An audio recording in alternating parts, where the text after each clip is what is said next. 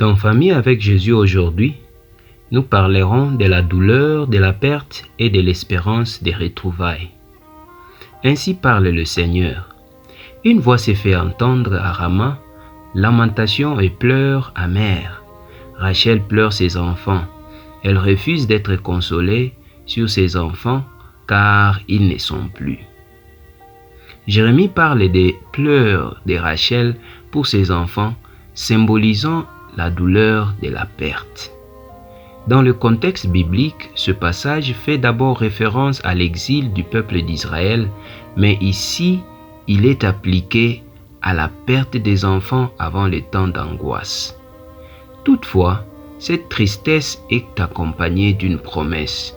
Dieu assure qu'il y a de l'espérance et un avenir pour ses enfants car ils reviendront dans leur pays. Cela suggère que la séparation n'est pas définitive et qu'il existe une promesse de restauration et de consolation, affirmant qu'il y a de l'espérance et une récompense pour ceux qui font confiance à Dieu. Beaucoup de petits seront enlevés avant les temps d'angoisse, une période de tribulation et de difficultés avant la fin des temps. Cela signifie que certains enfants mourront avant cette période critique, mais la promesse est qu'ils seront retrouvés au ciel, reconnus et restaurés auprès de leurs parents. L'appel à la confiance en Dieu est de ne pas craindre.